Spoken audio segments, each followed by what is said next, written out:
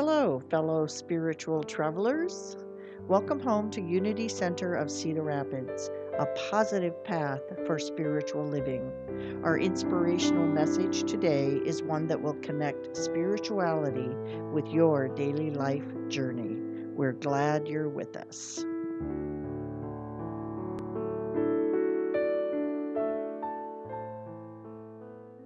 I had a delicious silent retreat for Wednesday, Thursday, Friday, part of Saturday. And I am reminded how hungry my soul gets for those and how I've neglected that spiritual commitment to myself over the last few years. If you've never tried a silent retreat, I invite you to start with a 24-hour period. If you don't have other people in the house, you don't even have to go anywhere for your silent retreat, that's kind of cool. And for me, it's also good to be somewhere else because I get more out of my doing mode. And the way I do it is I have no clocks available. And I eat when I'm hungry, and I sleep when I'm sleepy, and I walk, and I sit, and I read sometimes. Sometimes I do, and sometimes I don't. I found this book in our sacred grounds. Have any of you ever studied Emmett Fox? Oh my, a devotee. Emmett, the great Emmett. In fact, this book is titled Emmett Fox, The Modern Mystic, and I want to read the book to you, but I will not, because most of us can read on our own, and this can be found in the bookstore. I want to share two quotes this morning. I want to open with one and close with one. Fox is speaking to one of his few private students. Her name is Mildred. And he said, Emmett Fox, by the way, for those of you who have not studied him, was a very well-known New Thought minister, teacher, writer, speaker. He had a huge ministry, did I just say that? He had a huge ministry in New York City, and so that's his background, and prolific writer. And he said to Mildred, one day, Mildred, the truth teachings will significantly deviate from their core values. New Thought churches would adjust their teachings to attract and accommodate special interests. Did I hear a gasp? I'm glad I did. The words of Fillmore, who are the Unity founders, Holmes, who is the founder of Science of Mind, and Nona Brooks, who is the founder of Divine Science. The words of Fillmore, Holmes, and Brooks, sadly, will be lost. Only a few teachers would follow in the footsteps of the great teachers of New Thought. His direction to her, stay centered, Mildred, stay centered. And I was sharing this quote with Nina and Carl before the service, and when I read the words of Fillmore, Holmes, and Brooks will be lost, I said, not on my watch. We are a Fillmorian foundation, and Fillmore is a phenomenal New Thought teacher, and his words never ever grow old or outdated. So I have another quote at the end. Carl, since you're sitting right in front, we haven't done this game for a long time. Dig deep. This Sunday, for those of you who've not experienced it, is called Always Wondered. Usually I do it a few times a year. This year it's the first time we've done it. And we invite folks to drop questions in the Always Wondered box, and then the Reverend draws them and Spirit speaks. That's the plan.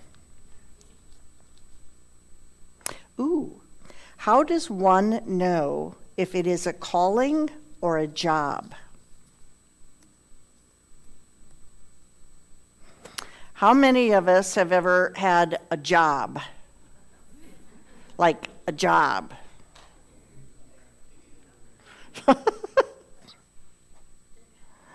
How many of us have had work that nurtures our soul, fulfills our spirit, allows us to be an expression of spirit? How many of us have had that kind of work? Oh, that's our calling. That's how you know. If it's something that you're dreading going to, I think that's a universal nudge of there's something else calling your name. And the other quick story about that is, for several years while I was taking Unity courses here and at the Village, I was going to conferences with Reverend Thelman. I was interviewing every minister that I could get my hands on. How did you go in the ministry? Why did you go in the ministry? What works for you? What doesn't work for you? And how many of you know the great Edwene Gaines, Unity's prosperity minister? I was sitting beside her in the lounge after the evening session one night. We were at a table full of people, and so I started my interview with her. She would not answer any of my questions, and she repeatedly said to me, "Don't become a minister unless there's nothing else you can do." To which I replied, "What the hell does that mean?" And every time I asked a question, she kept repeating it. And about 6 months later, I got it. I was walking late at night at Unity Village, and it just came to me. It was very late. And so I got my phone and called Bill and woke him up and told him I figured out what that meant. He was thrilled. He was thrilled. Yeah.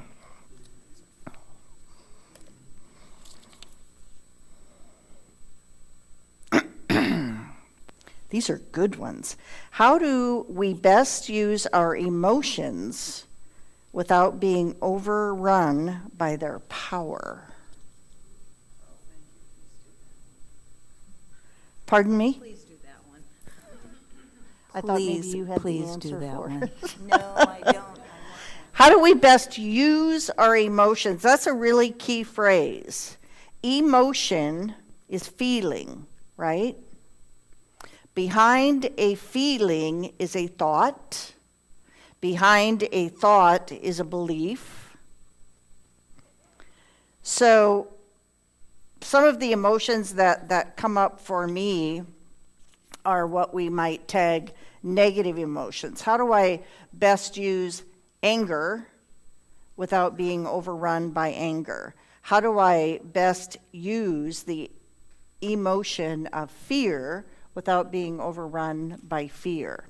So the key here is that we use our emotions. And we have what we call negative emotions and what we call positive emotions. That's our sense of duality. Emotion is emotion. And the metaphysics of emotion is energy in motion, right? To emote is to express, to put energy in motion. So how can I use gratitude without being overrun by the power of gratitude? So I would ask us, does emotion have power in and of itself? Did I hear a no? How many of us think emotion does not have power in and of itself? I'm debating that. If emotion is energy, how can energy not have power? There's one thought. And then there's the other thought, our emotions only have the power that we give to them, yes? Our emotions have the power that we give to them. So I think we can use emotion very effectively, and I think we can understand emotion and the energy that's moving through us that often feels involuntary, right? Unfounded. But remember, behind energy is thought, behind thought is belief.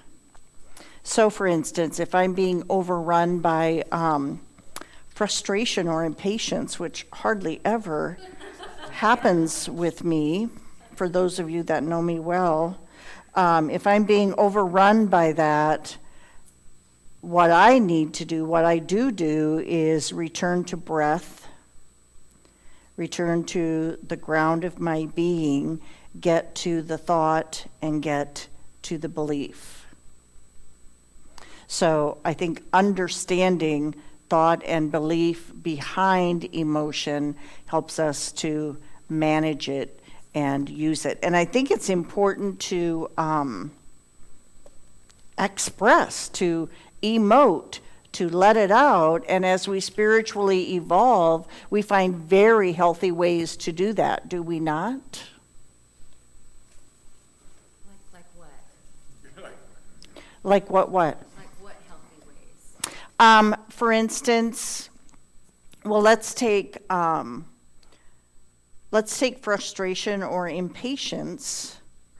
In my family system, growing up, when we were in frustration or impatient, it was a lash out and then withdraw, so they couldn't get us back. The healthy way for me to use the energy of frustration or impatience is to recognize it, to name it, to understand what belief I have behind it, and I could even share that in a conversation. It could be an internal process, or I could say, I really felt myself like just clamming up with that and feeling really frustrated with that. Has nothing to do with you or what you said. It's about what's going on in here. So it's a healthy way to use it, to name it, to recognize it, and to name it out loud with the people that we're with. Because, when we're with someone, especially in a quote-unquote negative emotion situation, we think it's about us. And it's not. It's not. This is a long one. New thought proponents seem to espouse everyone can be prosperous. We don't seem to espouse that. We teach that. Prosperity and abundance is our God-given inheritance.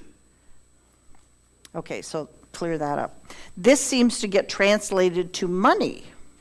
However, the disabled, especially those who are intellectually challenged, will not or are not likely to become rich. How do we define rich? This thing is just loaded with meanings behind words. It seems misleading to teach that everyone can be rich. And then they answer their own thought by closing with, there are other riches. So need I say more about that? Yeah.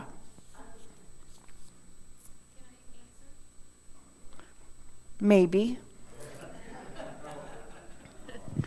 As many of you know, I participate in spiritual studies every other Tuesday on a Thursday night.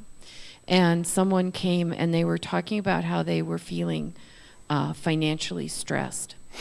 And I said to them, well, but you need to focus on what is abundant in your life. And I turned to Dale and my friend Valerie, and I said, I have riches beyond belief because these other two women are part of my life. And so, I just wanted to say that riches come in all shapes and sizes. And yes. And I think she heard for the first time that maybe being prosperous has to do with all of you. You are a huge family that is wealthy beyond, what's that phrase about wealthy beyond pearls or jewels, or that's all of you. So I am rich beyond. Abundance is about, there's a million different descriptions and definitions of prosperity. And one of my favorites is a course, life-changing course that I took in December 2011 with Maria Nemeth. And she teaches that prosperity, and this is in relationship to money because the course was the energy of money. She said prosperity is doing what you said you would do with your money. In terms of prosperity in a much broader range, it is every arena of our lives.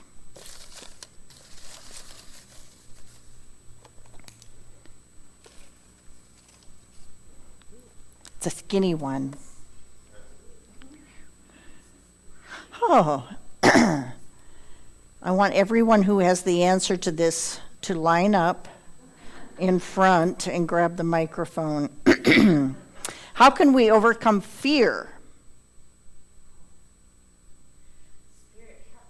Do you hear the stampede to the microphone? How can we overcome fear and move past it? Spirit, help me see this differently. Say it again. Spirit, help me to see this differently. It becomes a mantra. But you do get a different perspective. And you can change yourself out of fear into knowing that you are guarded, guided, and protected at all times with Spirit, always. It's only our fear that makes us believe that we're not. Right. That's a great mantra. Help me to see this differently. Once again, fear is an emotion, and behind that emotion is thought. Behind that thought is belief. I deal with fear a lot. A lot of those of you who are familiar with Louise Hay, You Can Heal Your Life, and in the back of the book you can look up several different physical, medical conditions, and she'll talk about the probable cause, and she'll talk about the affirmation, affirmative thought. And almost everyone that I look up has to do with fear, which has a lot to do with family systems and the environment that we grew up in and so forth. So the help me to see this differently, first of all, opens the mind and opens the consciousness to the possibility that there is a different way to see it. How do we overcome fear? I think for me, it's stepping into it. Because the more we retreat or step back or hide from fear, the larger it gets and the greater that gray monster looms. One little example of that is I have a little friend, Mackenzie, who's now an adult, but every year when she was growing up, her mom and I would go to that water park up by Cedar Falls, Waterloo, and we went one year and there was this ginormous open slide, and I walked in and my heart started palpitating, and I grabbed her hand and I said, "We have to do that slide today." Because I knew if I didn't do it, that it would be a looming fear. I screamed all the way down. And I said to the little 12-year-old, it takes you an hour and a half to climb the steps to get to the top. And you finally get to the top and there's this 12-year-old kid go ahead. And I turned and looked at him and I said, "I am more terrified than I've ever been in my life." And he looked at me and said, "It's 2 seconds." Perspective, right? I was like, oh, I can be terrified for 2 seconds. Oh, I still get a chill thinking about being at the top of that slide and looking down. OMG, I'm going to die. Last one.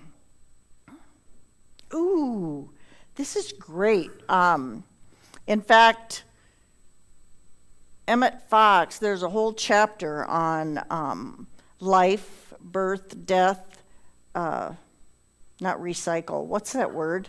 Reincarnation. They wrote recycle.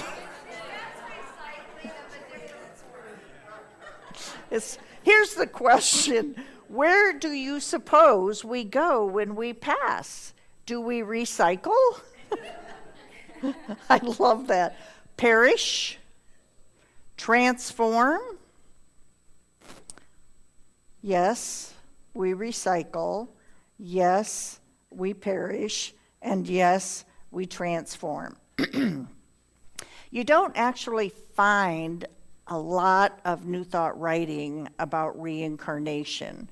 However, what is written about it by Fillmore, by Fox, by Ernest Holmes is in New Thought, we definitely have roots in reincarnation. And the foundational teaching behind that is life is eternal. Life cannot perish.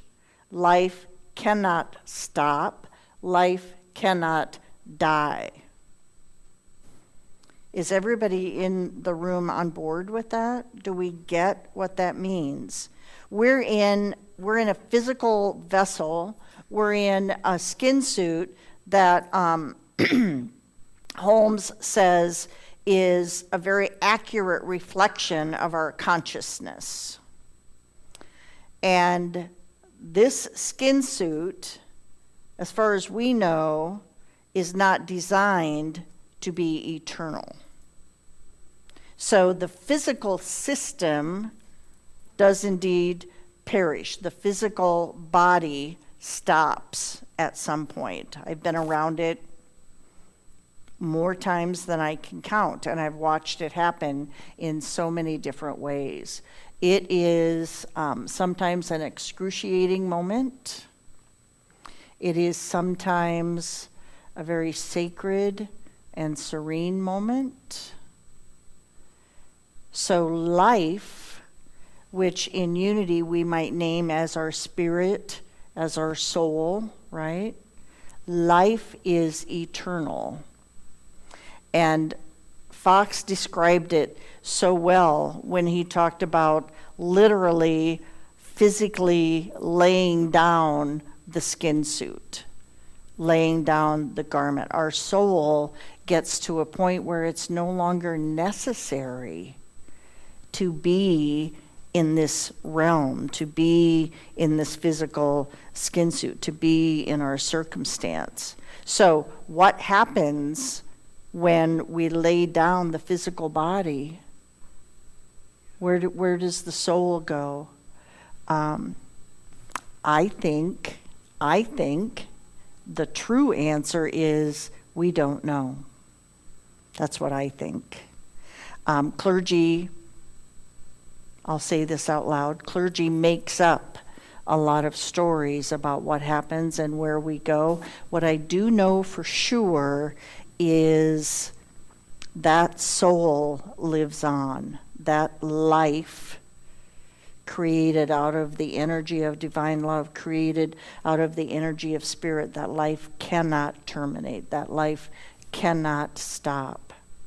Does it take another form and come back? There are a lot of people that really believe in that. Does it take another form in another dimension? I think that's kind of an interesting thing to investigate. Are we doing, this is my favorite, Ray and I had this conversation probably 30 years ago, are we doing all of our existences in all of these different forms in parallel universes all at the same time? Because there is only the now moment, isn't there? So that's a fun one to explore.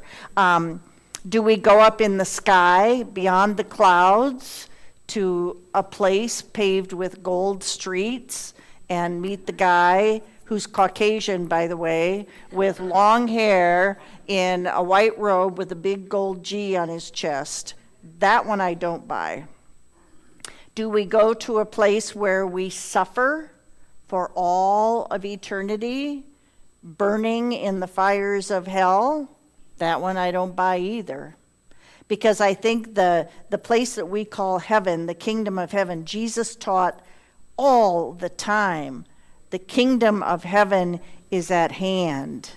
We're not going there later after we lay down our skin suit. We're either in it or we're standing on the fence that some traditions call purgatory, or we're standing on the other side of the fence in pure hell. But we're doing that right here. We don't get to wait to do that later. The very cool thing I think about transition is, I can't wait for that moment, because I feel like in that moment when we lay down the skin suit and the soul goes on to whatever we go on to, I just think it's this coolest moment of, I get it. And I can't wait for that moment. I'm ready. Just FYI. It'll be okay. It'll be good. It'll be great. Nothing? No. And almost everyone I talk with who's in the process of making their transition, when we have a one-on-one and a heart-to-heart about where their heart is and where their soul is and how they are with this process, almost to a person, everyone has said to me, I'm not afraid of dying, it's the getting there. I'm not afraid of death, in other words. I'm afraid of the dying of the process, afraid of the suffering.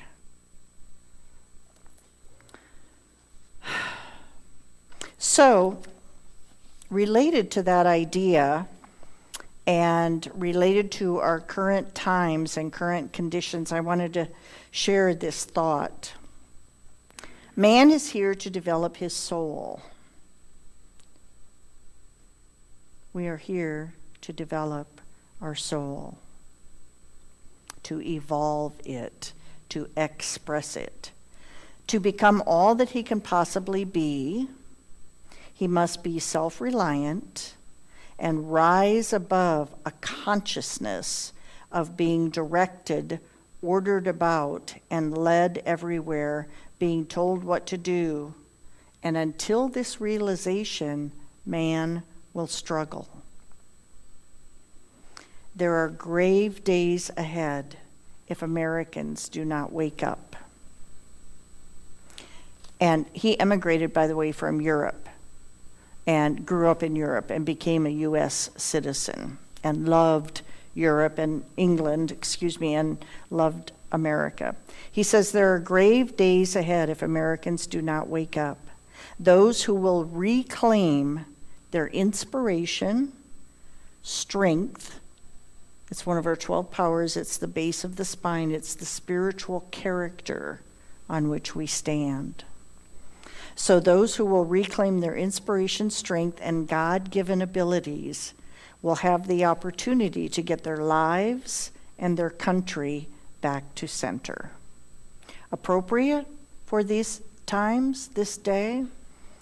Guess what year it was written? 1960. What year? 1960. 60? 1960. 16? Come up. 1939. There are grave days ahead if Americans do not wake up. Reclaim our inspiration, strength, and God-given abilities to get our lives and to get our country back to center. To get our lives, it's not out there, boys and girls. It's not somebody else that needs to get in order. To get ourselves back to center. Let's sit back and let that thought have its way in us. Reclaiming our inspiration, being inspired, the activity of spirit bubbling up in us. Reclaim our strength, stepping out of fear, shame, blame, finger pointing, and stepping into the spiritual character out of which we are formed. Reclaim our God-given abilities. Back to our very first question. Is it a job? Is it a calling? Our calling is not complicated. We are called to be God expressing as our physical, human, divine self. We are called to be the energy of compassion, the energy of strength, the energy of truth, the energy of divine love.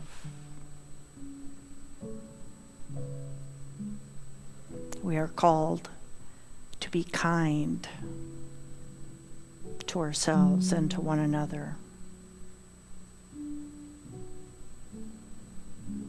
So as we step to our inner sacred altar,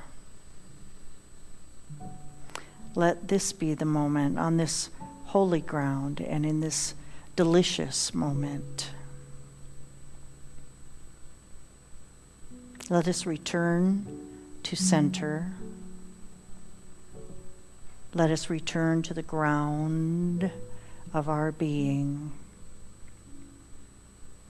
coming home to spirit. Be still and know that I am, that I am.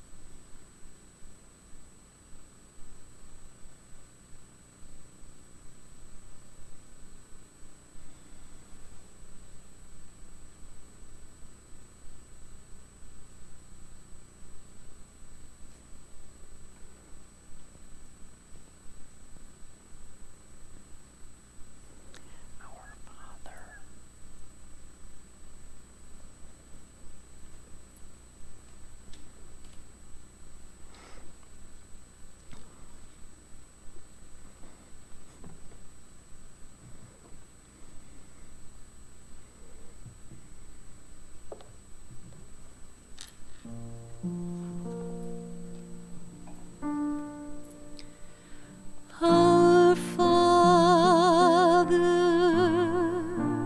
who art in heaven, hallowed be thy name, thy kingdom come, thy will be done on earth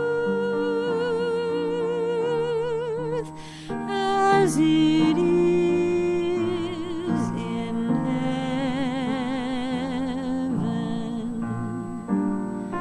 Give us this day our daily bread, and forgive us our debts as we forgive our debtors. And leave us not in temptation, but deliver